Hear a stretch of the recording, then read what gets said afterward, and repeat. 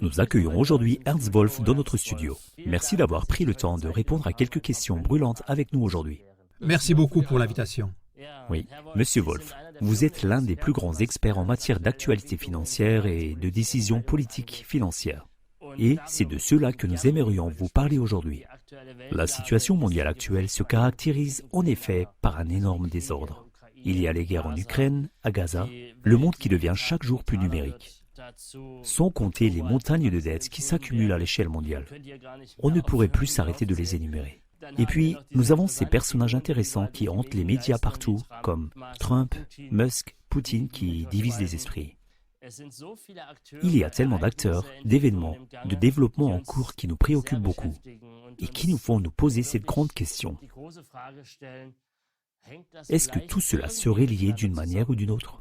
Et c'est pourquoi l'entretien d'aujourd'hui a pour but de replacer les événements importants dans un contexte global.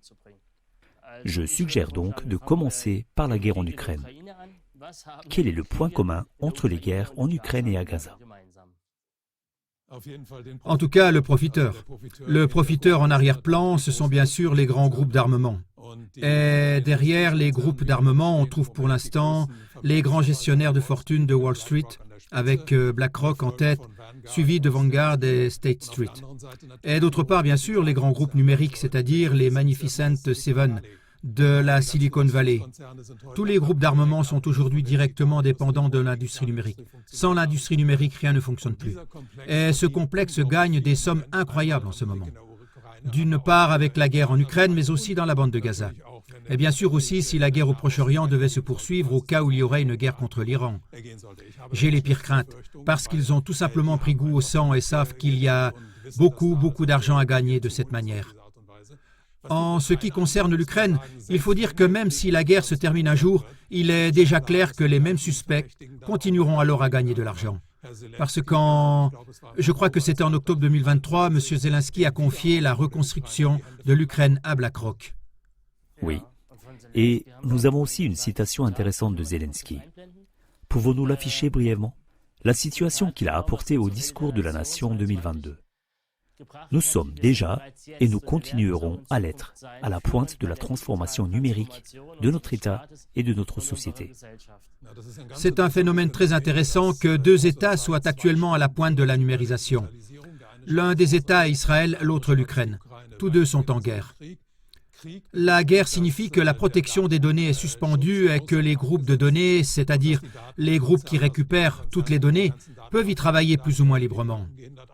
Ce qui est intéressant, c'est qu'il y a à Kiev un petit quartier qu'on appelle la petite Silicon Valley, où se trouvent tous les grands groupes informatiques de la Silicon Valley et où ils peuvent effectivement travailler sans aucune contrainte. L'entreprise Clearview, qui pratique la reconnaissance faciale, en est un petit exemple. Ils se sont heurtés à des limites juridiques en Amérique, ils sont allés en Ukraine et ont perfectionné la reconnaissance faciale. Une situation gagnant-gagnant. Oui. Incroyable. Dans vos conférences, vous parlez souvent du complexe numérico-financier. Pouvez-vous nous l'expliquer très brièvement? Qu'est-ce que vous entendez par là? Nous avons dépassé le siècle américain. C'était le siècle des banques américaines. Il faut dire que le XXe siècle a été entièrement placé sous le signe des banques américaines de Wall Street. Elles ont été les grands bénéficiaires de 2 guerres mondiales. Elles ont plus ou moins dominé le monde. Mais à partir des années 70, nous avons assisté à ce qu'on appelle la financiarisation, c'est-à-dire que l'économie financière est devenue de plus en plus forte. Et dans le cadre de cette financiarisation, de nouveaux produits financiers ont sans cesse été autorisés. Et c'est là que les fonds spéculatifs, par exemple, ont été autorisés. Et c'est ce qui a permis aux gestionnaires de fortune de se renforcer. On peut donc dire qu'à partir de 2000, à peu près au tournant du millénaire, les gestionnaires de fortune sont devenus les plus puissants à Wall Street. Et l'un d'entre eux, et bien sûr le leader, c'est BlackRock. BlackRock a pour actionnaire principal Vanguard, le deuxième plus grand gestionnaire d'actifs. Tous deux sont à leur tour les principaux actionnaires du troisième et du quatrième plus grand gestionnaire d'actifs, à savoir State Street et Fidelity. On ne peut donc pas concentrer plus de pouvoir dans ses mains. De plus, ils sont également frères et sœurs de la Silicon Valley, puisque BlackRock, Vanguard et State Street sont les principaux actionnaires de 6 des 7 plus grands groupes de la Silicon Valley. Il y a eu donc une symbiose entre l'ancien instrument de domination, à savoir l'argent, et le nouvel instrument de domination, les données. Nous vivons donc maintenant depuis 30 ans ou plus dans une nouvelle ère dans laquelle les données sont devenues de plus en plus importantes. Et à mon avis, les données sont aujourd'hui à valoriser même au-dessus de l'argent. L'argent est donc un outil de pouvoir. Et le deuxième outil de pouvoir et le plus important actuellement, c'est les données. Cela signifie que vous avez déjà évoqué un lien entre l'IA et tout le développement et le système financier. Y a-t-il d'autres liens ?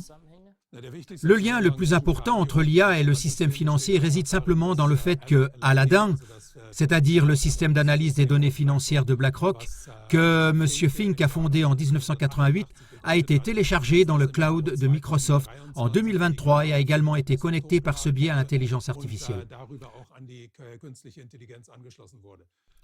Cela signifie en fait qu'aucun courtier ou opérateur boursier humain normal ne peut plus rivaliser avec BlackRock. Donc, toutes ces informations qui sont transportées en l'espace de quelques nanosecondes, aucun cerveau humain ne peut les suivre. Et nous avons vu la semaine dernière à quel point cela profite à BlackRock. La semaine dernière, la troisième plus grande banque des États-Unis, à savoir Citibank, a confié l'ensemble de sa gestion d'actifs à BlackRock. Il s'agit de 80 milliards de dollars américains.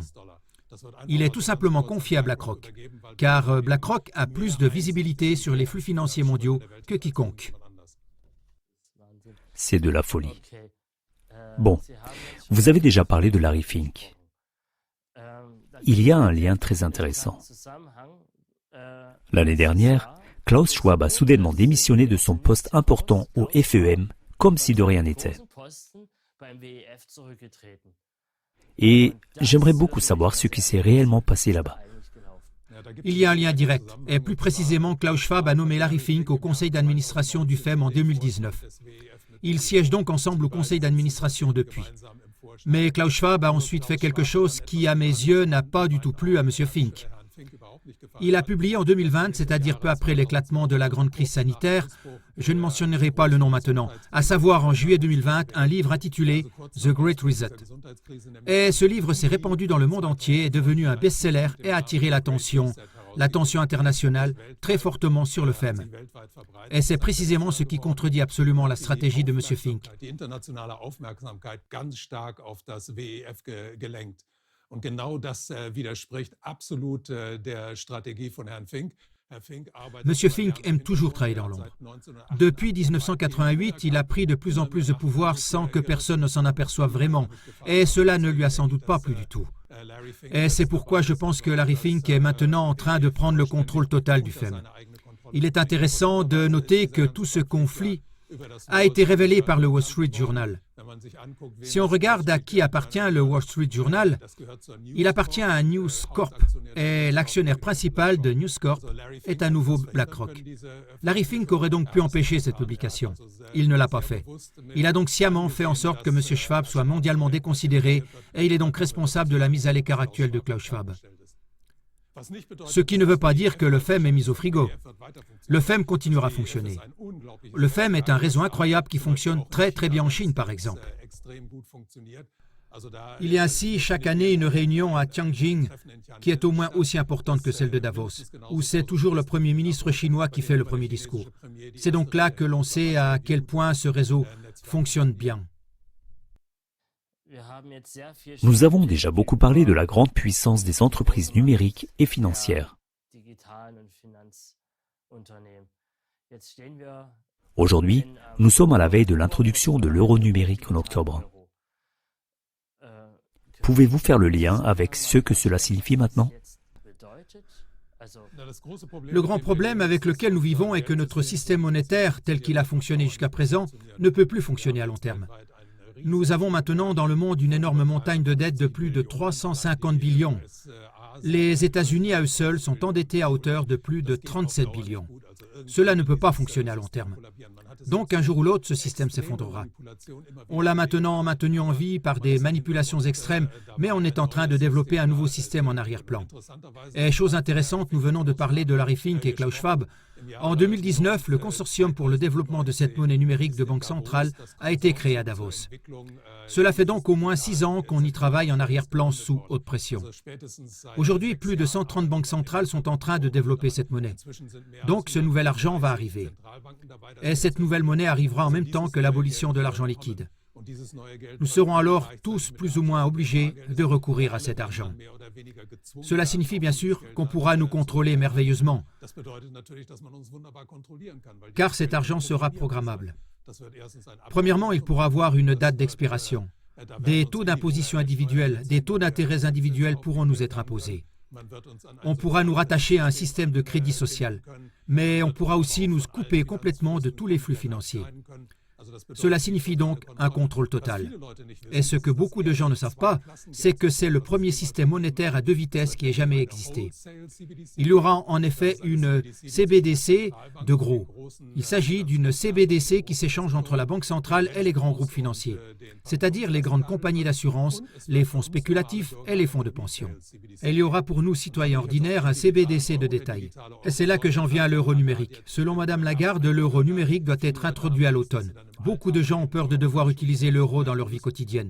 Je n'y crois pas. Je pense donc qu'on va commencer par introduire cette CBDC de gros entre les grands acteurs financiers et que l'autre CBDC ne sera introduite que plus tard. Il y a eu de gros problèmes lors de l'introduction. 4 tests ont été effectués. Le premier test a eu lieu dans la communauté des Caraïbes. Le deuxième s'est déroulé en Jamaïque. Le troisième était au Nigeria. Et le quatrième, à l'heure actuelle, je ne sais pas où c'était. En tout cas, il y a eu 4 grands tests. Et ces tests ont tous mal tourné. Les gens même au Nigeria n'étaient pas prêts à accepter cette nouvelle monnaie. Et c'est pourquoi il faut maintenant emprunter une autre voie. On ne peut pas proposer ça aux gens comme ça. On ne peut pas non plus le faire par la pression, comme au Nigeria. C'est ainsi que l'argent liquide a été très fortement limité. Soudain, des frais qui n'avaient jamais été facturés auparavant l'ont soudain été. Malgré cela, on n'a pas réussi à diffuser largement cet argent au sein de la population. Et c'est pour cela qu'on prend notre chemin. Et l'autre voie maintenant passe par ces stablecoins. Il n'est donc pas étonnant qu'un président des États-Unis comme Trump fasse en ce moment une telle propagande pour les stablecoins. Les stablecoins ne sont rien d'autre que l'introduction du CBDC par la petite porte. Car les stablecoins sont tout aussi programmables que le CBDC. Alors pour résumer, nous aurons un nouveau système monétaire. Oui. Qu'est-ce qui fonctionne très différemment? J'ai encore une question. Cela fait des décennies, je crois, que vous parlez de l'effondrement du système financier actuel. Mais jusqu'à présent, le citoyen lambda n'a rien remarqué. Oui, cela vient de l'énorme manipulation. Ainsi, ces dernières années, des choses ont été entreprises qu'on n'aurait jamais pu imaginer auparavant. Cela a commencé dans les années 70 avec la financiarisation. Par exemple, jusque dans les années 80, les rachats d'actions étaient interdits, car ils étaient considérés comme une manipulation déloyale des marchés. Ils ont ensuite été brusquement autorisés. Avant, il n'y avait pas de fonds spéculatifs. Puis, ils ont été brusquement autorisés. Avant, on ne s'endettait jamais autant qu'aujourd'hui. Aujourd'hui, les dettes sont simplement déclarées comme des actifs spéciaux. Il y a donc une manipulation incroyable. Et j'ai moi-même été stupéfait de voir jusqu'où on est allé. Mais bien sûr, il y a une fin à tout cela. Un jour, ce système ne fonctionnera plus de cette manière.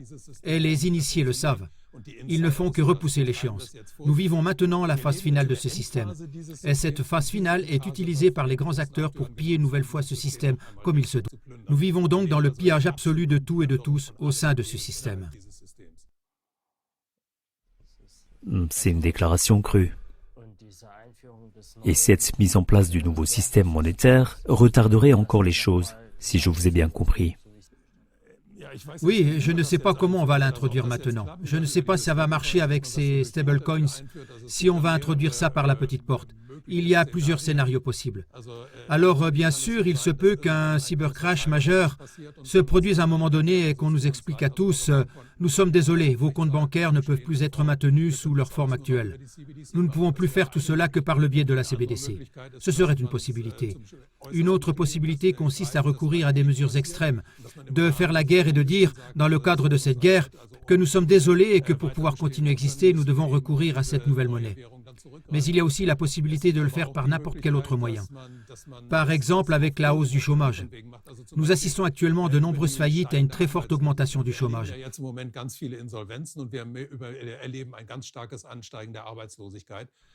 Cela est lié à l'effet percutant de l'IA. Et nous aurons donc dans les prochaines années, dans les prochains mois déjà, mais aussi dans les prochaines années, nous aurons des centaines de millions de chômeurs dans le monde. Et bien sûr, il se peut que les gouvernements disent à un moment donné qu'il faut réintégrer les chômeurs dans le système en tant que consommateurs. Nous leur verserons un revenu de base universel. Et ce revenu de base universel sera donc probablement un très grand sujet dans un avenir proche. Et si on paye cela, je suppose qu'on le fera sous forme de CBDC et qu'en même temps, bien sûr, on fera les autres paiements de l'État en CBDC. Par exemple, le paiement des pensions. Donc, si on avait les chômeurs et les retraités dans le nouveau système, on aurait déjà une grande partie de la population dans ce nouveau système. Relié à tous les bénéficiaires d'allocations familiales. Tout est possible, oui, exactement. Fonctionnaires, employés. Maintenant, vous avez parlé d'un nombre croissant de chômeurs dans le cadre du développement de l'IA. Pouvez-vous développer un peu plus ? Eh bien, l'IA est incroyablement plus avancée que la plupart des gens ne le pensent. L'IA a été testée ces derniers temps. L'IA est toujours classée intellectuellement à un QI de 150 à 160 pour le moment. Donc 160 correspond au QI d'Einstein.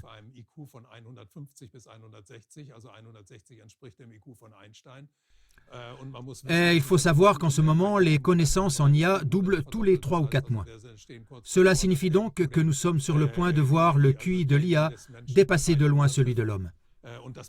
Et cela signifie bien sûr, en combinaison avec des robots humanoïdes ou des imprimantes 3D par exemple, que de très nombreux processus de production se feront à l'avenir sans l'homme. Ainsi, justement, dans le domaine des robots humanoïdes, un homme qui travaille comme artisan quelque part apprend de sa propre expérience et devient donc de plus en plus performant. Un robot humanoïde qui effectue le même travail peut être connecté via l'intelligence artificielle à 10 000, 100 000 ou 1 million d'autres robots qui effectuent le même travail et apprend alors 10 000, 100 000 fois ou 1 million de fois plus vite. Cela signifie donc que dans un certain temps, les humains n'auront plus aucune chance de lutter contre l'IA. Les interviews de Jeffrey Hinton sont intéressantes à cet égard. Je tiens à le souligner. Jeffrey Hinton a été l'ancien développeur en chef de l'intelligence artificielle chez Google. C'est un homme de 75 ans. Il a quitté son poste il y a 2 ans, en mai 23, en disant que tout ça était trop dangereux. On a récemment demandé à Jeffrey Hinton ce qu'il recommanderait à son petit-fils de faire maintenant, quel métier il devrait choisir. Et il a alors dit « Je conseillerais à mon petit-fils de devenir plombier, mais je ne pourrais pas lui garantir plus que d'avoir du travail pendant environ 5 ans. » C'est là qu'on voit à quelle vitesse incroyable cette évolution se produit. Malheureusement, les gens n'en sont pas du tout informés. Et le pire, c'est que les politiques n'en disent pas un mot, parce que ce serait le plus grand et le plus important sujet dont tous les gens devraient parler en permanence. D'où cette interview aujourd'hui. J'irai encore plus loin. Nous venons d'entendre que l'UE souhaite introduire une identité numérique pour chaque citoyen à partir de 2026. Est-ce que c'est lié d'une manière ou d'une autre à toute cette évolution ? Oui, tout est lié. L'identité numérique est donc tout à fait nécessaire parce que lorsque la CBDC arrivera, cela signifie que chacun d'entre nous aura un wallet sur son téléphone portable ou sur son smartphone. Et ensuite, il faut s'assurer que chacun est effectivement identifiable afin que les gens ne puissent pas accéder à un autre portefeuille. Si le gouvernement coupe tous les flux financiers à quelqu'un qui est considéré comme un protestataire ou une tête de mule, cette personne pourrait, s'il n'y a pas de carte d'identité numérique, aller voir son ami ou un membre de sa famille et lui dire « Tu peux utiliser ton compte pour effectuer des paiements à ma place ?» Mais s'il est identifiable par le biais de l'ID, alors il est effectivement mis à l'écart. C'est donc là que le contrôle absolu est total et possible. Et c'est sur ce chemin que nous nous trouvons en ce moment. Et ce que nous voyons actuellement en Allemagne, c'est que l'AfD connaît une ascension sans précédent. Quelle est la position de l'AfD par rapport à tous ces développements ? À mon avis, l'AfD est plus ou moins l'équivalent de ce qui s'est passé en Argentine avec Milei ou de ce qui s'est passé aux États-Unis avec Trump. Les gens ne comprennent pas du tout le contexte en arrière-plan. Ils misent sur un certain sauveur. On leur promet alors quelque chose, mais il faut vraiment y regarder de très près. Avec l'AfD, il faut vraiment regarder de près. Premièrement, l'AfD est pour le service militaire obligatoire. Deuxièmement, elle est pour l'OTAN, c'est-à-dire pour l'alliance qui a toujours été dirigée par les États-Unis. Et troisièmement, je n'entends jamais l'AfD critiquer les entreprises du numérique. Au contraire, Mme Weidel s'est même entretenue avec Musk à Riesa, où s'est pratiquement jeté à son cou et s'est réjoui de ce que Musk ait dit quelque chose sur l'AfD. Musk continue continue de poster sur l'AfD. Il a encore dit il y a quelques jours que seul l'AfD pouvait sauver l'Allemagne. L'AfD n'est donc rien d'autre qu'un autre bras de ce complexe numérico-financier. Personne ne doit donc croire que quelqu'un qui siège aujourd'hui au Parlement va nous apporter de grands changements.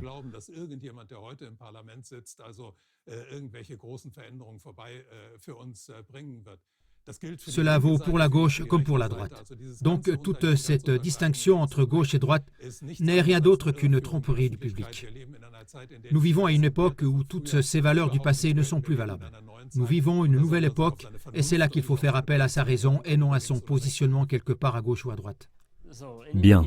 Dans vos interviews, vous mentionnez toujours la société Palantir. C'est une entreprise très intéressante. Nous avons le logo ici. J'ai deux questions à ce sujet. La première, que signifie Palantir à notre époque? Et la deuxième, avez-vous déjà des informations sur l'existence de projets similaires en Russie ou en Chine?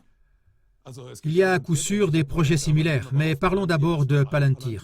Palantir a été fondé en 2004 par Peter Thiel. Qui est Peter Thiel? Peter Thiel est l'un des cofondateurs de PayPal. C'est un ancien copain d'Elon Musk. Et Peter Thiel a misé très tôt sur la reconnaissance faciale et sur l'industrie numérique et a fondé cette entreprise. Et ce, avec l'aide de la CIA. La CIA a donc également versé une contribution à l'époque. Et il est intéressant de noter que cette entreprise n'est pas seulement devenue active pour la CIA, mais aussi pour la NSA, pour l'FBI. Elle travaille désormais aussi pour le Pentagone. Elle travaille également pour l'armée ukrainienne dans le choix des cibles de guerre et également pour l'armée israélienne dans le choix des cibles de guerre. Palantir est l'une des entreprises qui a le plus progressé en bourse au cours des derniers mois. Elle a désormais une valeur boursière très élevée. L'entreprise a pris un pouvoir incroyable parce que nous vivons justement à cette époque où l'argent n'est pas la seule chose qui compte, mais aussi les données. Et il n'y a personne d'autre que Palantir qui possède des données vraiment critiques. Ce qui est intéressant pour moi, c'est le rôle que joue Peter Thiel. Peter Thiel est né en Allemagne, a grandi en Afrique et est aujourd'hui l'une des plus grandes figures de la Silicon Valley. Peter Thiel a également veillé à ce que ces hommes soient positionnés dans le cabinet de Trump. Ainsi, le conseiller de Trump pour les crypto-monnaies et pour l'IA est un homme qui s'appelle David Sacks. Ce David Sacks fait également partie de ce groupe qu'on appelle la mafia PayPal. C'est donc aussi un ami de Peter Thiel. Et je dois dire que celui qui possède autant de données que Peter Thiel a au moins autant de pouvoir que celui qui possède autant d'argent et exerce autant de pouvoir dans le système financier que Larry Fink. Je pense que si on devait se demander aujourd'hui qui sont les hommes les plus puissants au monde, Larry Fink et Peter Thiel seraient pour moi tout en haut. Maintenant, vous avez mentionné la mafia PayPal. Pourquoi la mafia? Oui, parce qu'à l'époque, PayPal avait déjà racheté d'autres entreprises avec des méthodes mafieuses et s'était bien sûr aussi emparé des données des autres. Il est intéressant de noter que Peter Thiel a par exemple été l'un des cofondateurs de Facebook. Et la seule question que beaucoup de gens ne se sont jamais posée, c'est pourquoi Facebook est-il gratuit? Les gens ne se sont jamais posé la même question au sujet de WhatsApp. Personne ne se demande pourquoi WhatsApp est gratuit. Ces choses sont gratuites parce qu'elles permettent de récupérer des données. Et ces données permettent de gagner en arrière-plan beaucoup d'argent. Et avec ces données, on s'approprie ainsi aussi beaucoup de pouvoir. Il est donc intéressant que Peter Thiel soit l'une des personnes qui ont vraiment mis la main à la pâte dès le début. Il n'est donc pas seulement le fondateur de PayPal, mais aussi le premier cofinanceur de Facebook, donc très étroitement lié à Zuckerberg. Et ce qui est intéressant, c'est qu'il est, tout comme Larry Fink, quelqu'un qui aime rester en arrière-plan. Nous venons d'avoir la réunion à la Maison-Blanche où Mark Zuckerberg était présent, où Bill Gates était présent et où les deux étaient assis à côté de Donald Trump et de sa femme Melania. Peter Thiel n'était pas présent. L'homme aime rester en arrière-plan. Il tire les ficelles depuis l'arrière. Oui, ce modèle d'entreprise, vous devez l'expliquer à nouveau. Comment gagne-t-on de l'argent avec les données? C'est-à-dire de manière très pratique, peut-être à partir d'un exemple. Est-ce au point de pouvoir alimenter tout Facebook? Les données sont la chose la plus importante de nos jours, car elles permettent de gagner beaucoup d'argent. Si vous savez exactement ce qu'une personne achète, si vous savez exactement où elle se trouve, vous pouvez toujours lui proposer les offres que vous savez qu'elle va saisir. Un exemple très intéressant qui date un peu est celui d'Amazon qui, sur la base des données de vente, a su 2 semaines plus tôt qu'elle qu'une femme était enceinte. Ainsi, avant que les femmes n'apprennent de leur gynécologue qu'elles sont enceintes, Amazon le sait déjà, 2 semaines auparavant, en raison de leur comportement d'achat. Et alors, on peut bien sûr simplement fouiller dans les données pour savoir ce que les femmes enceintes achètent volontiers. Puis on leur donne la bonne publicité via le téléphone portable ou l'ordinateur. Et hop, c'est acheté. Ce sont donc des transactions de plusieurs milliards de dollars qui se déroulent en arrière-plan. En Russie et en Chine, de tels mouvements sont bien sûr également en cours. Là aussi, des entreprises comme Palantir sont créées. Il faut dire qu'ici, en Occident, nous ne savons pas grand-chose sur la Chine. Mais on a pu voir lors de la grande crise sanitaire où en est la Chine en matière de reconnaissance faciale et de développement de l'IA. En Chine, c'est allé si loin qu'à Shanghai, par exemple, quand il y avait les confinements et qu'on disait aux gens « Vous ne pouvez pas sortir de votre appartement, vous ne pouvez pas non plus aller sur le balcon », si quelqu'un allait sur le balcon, un drone arrivait et annonçait très fort le nom de cette personne, afin de faire savoir à tous les voisins qu'il y avait là quelqu'un qui enfreignait la loi. On peut donc voir que la Chine n'est pas en reste. Au contraire, la Chine a aussi le système de crédit social, ce que certaines personnes contestent. C'est un non-sens absolu quand on sait tout ce qui s'est passé en Chine, rien que dans le cadre de la crise sanitaire. Par ailleurs, un avertissement urgent concerne l'ID. Ainsi, en Chine, on a utilisé le code QR pendant la crise sanitaire de la même manière qu'on veut utiliser l'ID plus tard. En Chine, plusieurs banques ont fait faillite suite à l'effondrement d'un grand promoteur immobilier. Les personnes qui avaient leur compte dans ces banques ont perdu tout leur argent. Ces personnes voulaient manifester et elles ont constaté le matin sur leur téléphone portable que leur code santé était sur rouge. Elles ont donc ainsi été empêchées de manifester. Voilà donc le monde dans lequel nous allons glisser si cette ID devient effectivement une réalité. Bien. Encore un commentaire final. Sous l'une de vos vidéos, j'ai trouvé une phrase intéressante. Elle dit que c'est bien beau tout ce qui se passe, mais qu'il n'y a qu'une chose à faire, c'est de profiter de la vie tant qu'il est encore temps. Qu'en pensez-vous? Oui, j'essaye de le faire, mais j'hésite quand même un peu avec la deuxième phrase. Tant qu'il est encore temps. Je pense que ça va durer assez longtemps. L'humanité a déjà traversé de très grandes crises et ça a toujours continué. Et ça continuera après cette crise. Je suis moi-même né en Chine et le caractère chinois pour crise se compose de 2 caractères. L'un est un danger, l'autre une opportunité. Et je pense que même dans les pires moments, dans le plus grand bouleversement de l'histoire, il ne faut pas seulement voir les dangers, mais aussi les opportunités. L'IA elle-même n'est pas responsable de ce qui se passe. La faute est aux humains qui utilisent ces IA. Et malheureusement, l'IA est pour l'instant utilisée par un nombre très limité de groupes, à leur profit. Si l'IA était maintenant utilisée pour notre bénéfice à tous, nous devons dire que nous serions alors face à un avenir doré. Si nous pouvions effectivement confier à l'IA toutes les mauvaises tâches qui doivent encore être accomplies par l'homme, les hommes seraient alors libres de faire ce à quoi ils sont destinés. Ils pourraient être créatifs, ils pourraient faire de la musique, ils pourraient lire des livres, ils pourraient se rassembler et vivre en dehors du travail sans toute cette pression. La créativité humaine, il n'y aurait pas de limite. Le problème, c'est que l'IA est actuellement entre les mains de très peu de personnes et de très peu d'entreprises qui ne s'intéressent qu'à elles-mêmes. Et c'est le gros problème qu'il faut changer. Avez-vous une phrase de conclusion quand vous voyez tout cela ensemble? Oui, nous vivons probablement le plus grand bouleversement de toute l'histoire de l'humanité. Et nous vivons la fin d'un immense cycle. Et à mes yeux, tout ça, bien plus loin que ce qui est actuellement discuté, y compris dans les milieux alternatifs. Parce que si nous imaginons que l'IA va effectivement prendre le relais comme ça semble être le cas aujourd'hui, alors l'argent deviendra lui aussi totalement superflu à un moment donné. Parce qu'alors, tout le travail dans le monde sera en grande partie, c'est-à-dire à plus de 90% effectué par des robots. Ces robots auront des possibilités de production illimitées.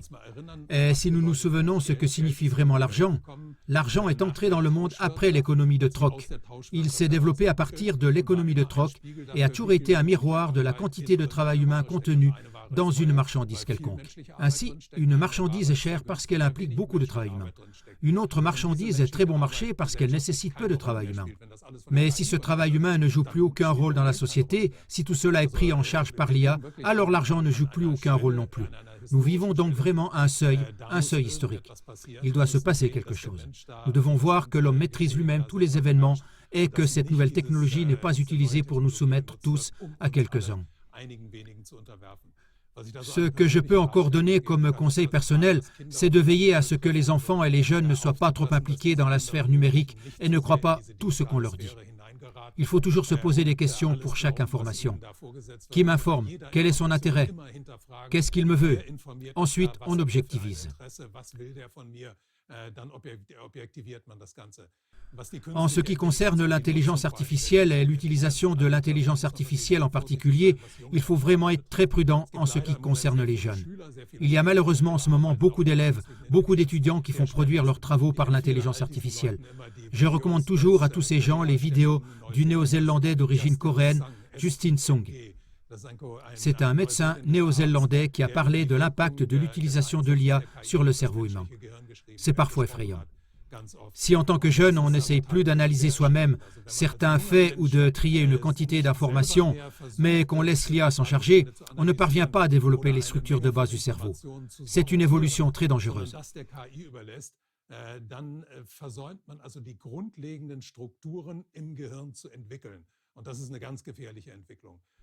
Si on confie trop tôt à l'IA des tâches qu'on devrait faire soi-même pour développer son cerveau, on entre alors dans une spirale très dangereuse. Je pense que tous les parents et tous les grands-parents devraient faire très attention à ce que ça n'arrive pas à leurs enfants et petits-enfants. Merci beaucoup pour ces paroles qui éclairent beaucoup. Une interview passionnante. Je vous remercie. Merci beaucoup.